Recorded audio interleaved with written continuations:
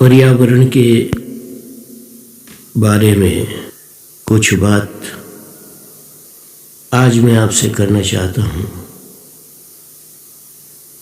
हम लोग प्रकृति के साथ मिलजुल कर रहते थे। छोटे बच्चे रिंगा रिंगा रोजेस का जो खेल खेलते हैं, कितनी मज़े से एक दूसरे के हाथ पकड़कर गोल गोल घूमते हैं। प्रकृति की साइकिल में मनुष्य भी इसी तरह से प्रकृति का हाथ पकड़कर गोल गोल घूमता था। प्रकृति के साथ रिंगा रिंगा रोजेस खेलना मनुष्य भूल गया। प्रकृति के विभिन्न पहलुओं के साथ जो हाथ से हाथ मिलाकर हम खेलते थे, उसे तोड़कर हम अपने स्वार्थ में मस्त आकाश की उड़ान भरने लगे। हमारे विषयों की लालसाओं को लेकर तब आज पर्यावरण की इतनी बड़ी समस्या खड़ी हुई है। फिर भी मनुष्य जाति उस ओर आंख तक नहीं करना चाहती, क्योंकि पता है उसे वह दृश्य भयंकर है। औद्योगिक विकास, उन्नत यातायात के साधन एवं रासायनिक पदार्थ के अधिकाधिक उपयोग की प्रवृत्ति ने विकास व विनाश दोनों को जन्म दिया है। पृथ्वी पर बड़ी संख्या में हानिकारक गैसों का रिसाव पर्यावरण एवं मानवीय स्वास्थ्य को प्रभावित कर रहा है। आओ सजग रहे, आंखें खोल ले, अलर्ट हो जाए। प्रदूषण रहित जल और शुद्ध वायु के बिना स्वस्थ जीवन की कल्पना व्यर्थ है। कल कारखानों से प्रदूषित करने वाले रासायनिक तत्व जहां जल स्रोतों, नदियों, तालाबों और झीलों को प्रभावित कर रहे हैं, वहीं इनकी विशालकाय चिमनियों से उगलता विषयुक्त धुआं, गैस और रासायन वायुमंडल को प्रदूषित कर रहे हैं। वैश्विक ताप का खतरा मुंह बाए खड़ा है। ओजोन परत गर्म से गर्मतर होते जा रहे हैं। परिणाम स्वरूप मानव, पशु और अन्य जीवधारी प्राणियों के अस्तित्व और इनके स्वस्थ जीवन की अपेक्षाओं पर तुषारापात हो रहा है। प्रदूषण का अर्थ है प्राकृतिक संतुलन में दोष पैदा होना। पर्यावरण प्रदूषण में मानव की विकास प्रक्रिया तथा आधुनिकता का महत्वपूर्ण योगदान है। समाज के शैशव काल में मानव तथा प्रकृति के मध्य एकात्मकता थी। साथ साथ रिंगा रिंगा रोजेस खेलते थे। मानव पूर्ण रूप से प्रकृति पर निर्भर था और अपनी आवश्यकताओं की पूर्ति प्रकृति से करता था। उस समय प्रकृति मानव की सहचारी थी और मानव प्रकृति का मित्र।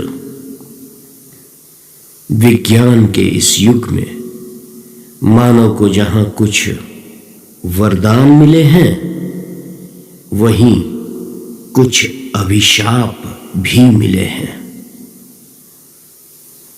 प्रदूषण एक ऐसा अभिशाप है जो विज्ञान के गर्भ से जन्मा है और जिसे सहने के लिए आज विश्व की अधिकांश जनता मजबूर है। भारतीय संस्कृति में पर्यावरण को प्रभावित करने वाले प्रत्येक अवयवों में दैवत्व अवधान एवं संप्रति उपासना आद्य परंपरा है। पेड़ पौधे, नदियां, झील, जलाशय एवं प्रकृति के अन्यान्य अलंकरण परमात्मा की पारमार्थिक सत्ता ही विस्तृत है। अतः प्रकृति को हरितमायुक्त, स्वच्छ, प्रदूषण मुक्त रखें। अतः प्रकृति को हरितमायुक्त, स्वच्छ और प्रदूषण मुक्त रखें। लगातार वनों की कटौती, शहरीकरण, औद्योगिकरण के माध्यम से ज्यादा उत्पादन प्रदूषण का बड़ा कारण बन गया है। इस तरह की गतिविधियों से उत्पन्न हुआ हानिकारक और वैशिला कचरा मिट्टी, हवा और पानी के लिए अपरिवर्तनीय परिवर्तन का कारण बनता है, जो कि अंततः हमें दुख की ओर अग्रसर करता है। इस बड़े सामाजिक मुद्दे को जड़ से समाप्त करने और इससे छुटकारा पाने के लिए सार्वजनिक स्तर पर सामाजिक जागरूकता का कार्यक्रम की आवश्यकता है। पर्यावरण प्रदूषण के कारण तथा परिणामों के संबंध में समाज में जागरूकता बनाए, ताकि हर कोई पर्यावरण को नुकसान पहुंचाने की बजाय ऐच्छिक रूप से पर्यावरण की रक्षा कर सके।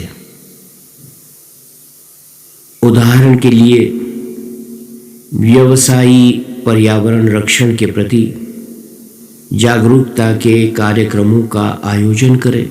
बिजनेसेस को करना चाहिए, ऑर्गेनाइजेशंस को, कमर्शियल ऑर्गेनाइजेशंस को पर्यावरण के रक्षण के प्रति जागरूकता के कार्यक्रमों का आयोजन करना चाहिए।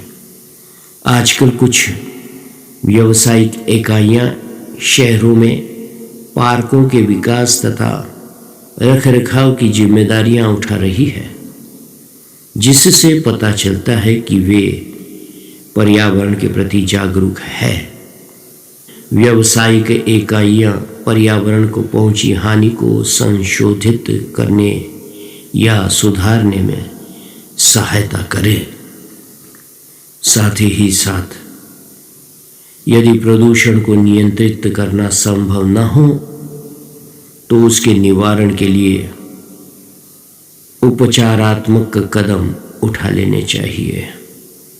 उदाहरण के लिए वृक्ष आरोपण एवं वन आरोपण कार्यक्रम से औद्योगिक इकाइयों के आसपास के वातावरण में वायु प्रदूषण को कम किया जा सकता है। प्रदूषण एक प्रमुख पर्यावरणीय समस्या बन गया है, क्योंकि ये हर आयु वर्ग के लोगों और अन्य जीवों के लिए स्वास्थ्य के लिए गंभीर समस्या है। हाल के वर्षों में प्रदूषण का दर बहुत तेजी से बढ़ रहा है, क्योंकि औद्योगिक अपशिष्ट पदार्थ सीधे मिट्टी, हवा और पानी में मिश्रित हो रहे हैं। हालांकि हमारे देश में इसे नियंत्रित करने के लिए पूरा ध्यान दिया जा रहा है, अतः इसे गंभीरता से हल करने की आवश्यकता है, अन्यथा हमारी आने वाली पीढ़ी के लिए भयावह परिणाम हो सकते हैं। Thank you for listening my dear friends. जय हिंद, जय सिया राम। अब आगे इसमें मेरी एक और बात जोड़ना चाहता हूँ कि जीवन जितना हो सके सादगी से जीना भी पर्यावरण के साथ जीना होता है। हमारे पास आज सुख सुविधाओं के साधन बहुत प्रचुर मात्रा में उपलब्ध है और हम इसके काबिल भी हो गए हैं कि हम इतना धन इकट्ठा करते हैं, कमाते हैं और इसे इन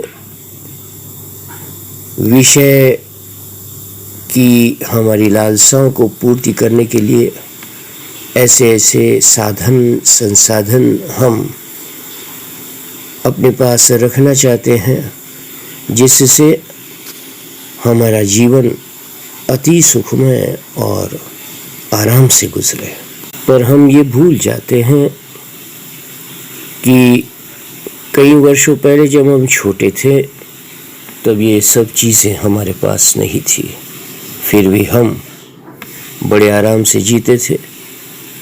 अब तो अगर आपका फ़ोन एक सेकंड देरी कर दे किसी कांटेक्ट को ऊपर लाने के लिए या कोई एक ऐप को खोलने में, तो भी आपसे सहन नहीं होता है।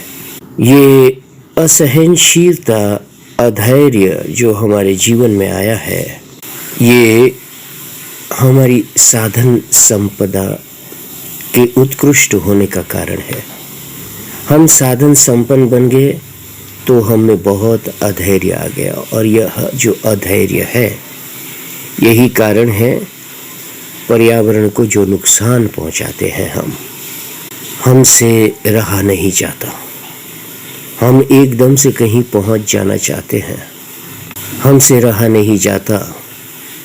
हम कोई भी चीज़ कैसे भी इस्तेमाल करते हैं, फिर वापस उसे इस्तेमाल करना नहीं चाहते हैं। इस तरह से पर्यावरण को हमने हमारी जो डिज़ायर्स है, अपरिमित डिज़ायर्स और अपरिमित हमारे पास संसाधन होने के कारण पर्यावरण को नुकसान पहुंच रहा है। जीवन में जो सादगी होनी चाहिए, संतोष होना चाहिए, वो कहीं गायब हो गया है। दिखावे वाली ज़िंदगी हम जी रहे हैं, तो इस दिखावे में हमने पर्यावरण का बड़ा नुकसान किया है। जय सिया राम, जय सद्गुरुदेव।